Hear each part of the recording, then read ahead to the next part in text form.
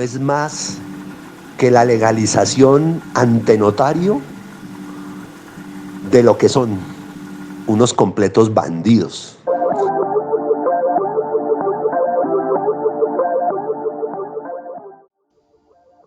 Historically, social networks have emerged as social networking structures that have transformed the way we communicate and share information.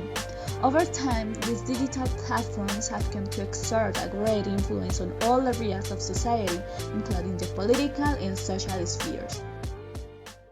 From this perspective, it is very relevant to analyze the role that social networks have played in the organization, dissemination of information, and opinion of different collectives within our society. We have witnessed this during the student movement at the National University of Colombia, in which the influence of social networks have been quite remarkable.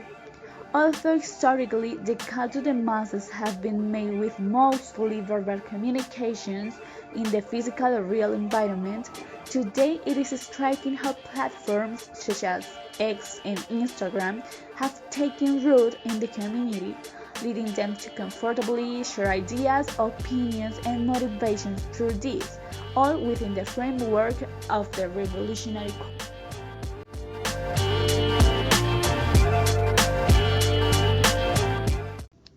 Recently, the strike in the National University has caused quite a commotion among the students community and other external people, causing many reactions in social networks.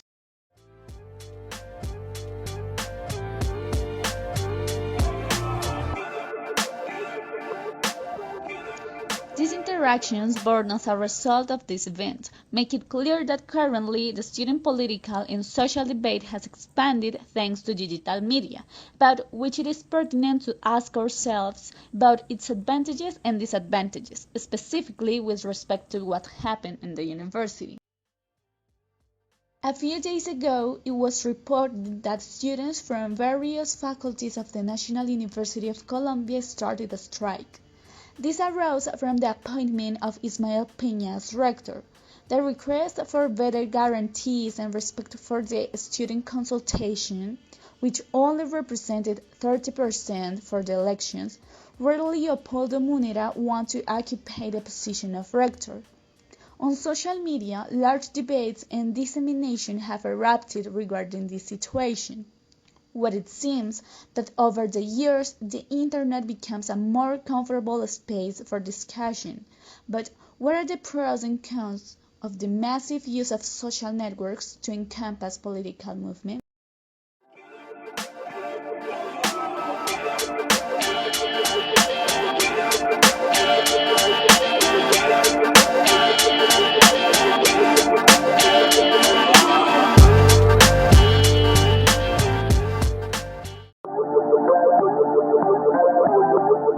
I believe that social media has been a valuable tool for staying updated on the current situation at the university, especially since it's quite challenging to attend every activity around the industry. That social networks have been invaluable in providing information like real-time updates, first-hand accounts, and diverse perspective on the ongoing strike situation. Whether it's talk tweets, status updates, or live streams, I've been able to stay informed about the latest developments, discussions, and actions related to the strike. Um, and this continuous flow of information has enriched my understanding of the issues at hand and helped me engage more meaningfully with the movement. And yeah, among the myriad social networks available, like Facebook, like Twitter, like Instagram, and that have emerged as the primary channels for sharing information and building support for the strike. Uh, for example, Twitter with its fast-paced nature and hashtag trends have been particularly effective at facilitating conversation among activists, organizers, and sympathizers. Uh, yeah, Facebook, for example, with its extensive networks of groups, and pages have served as virtual hubs for coordinating protests, sharing resources, and mobilizing volunteers. And Instagram, known for its visual storytelling capabilities, has been instrumental in humanizing the strike movement by showcasing personal stories, photos, and artwork that resonate with a wide audience. Together, these social networks have formed a powerful ecosystem that amplifies the voices of those advocating for change and fosters solidarity among supporters worldwide. Of course, much of the information circulated on social media is false, perhaps due to the speculation surrounding each of the university's ongoing process. However, this underscores the importance of selecting reliable information sources.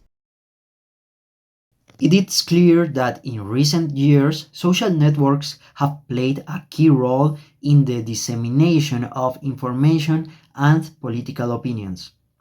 This digital phenomenon is not limited to the most developed countries, such as the United States, where we saw, for example, the dissemination of information about Black Lives Matter movement, but it is also observed in our own country.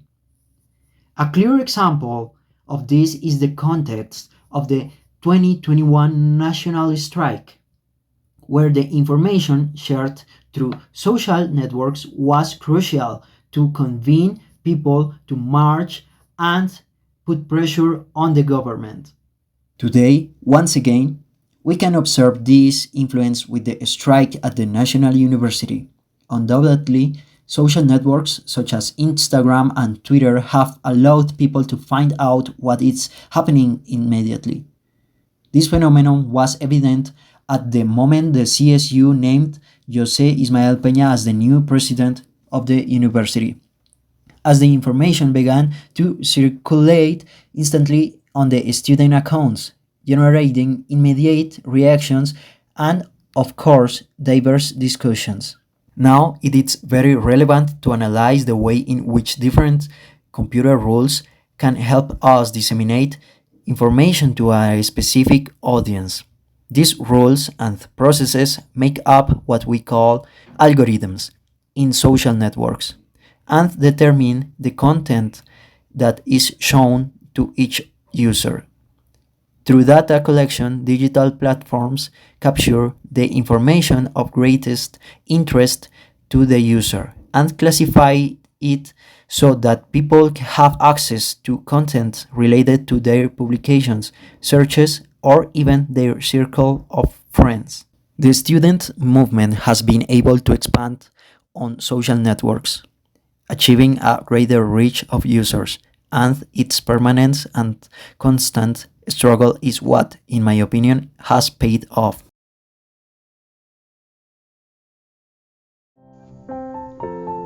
So, we cannot deny that social networks have helped spread information, and thanks to them, the majority of students have been able to follow the threads of discussions and news about the situation. But of course, many times the information has not been the most truthful, especially confusing people outside the university, who have often criticized students for not wanting to study. In this sense, it is important that we all as a society strive to review the veracity of the information we find, and thus allow social networks to continue being a good source of information.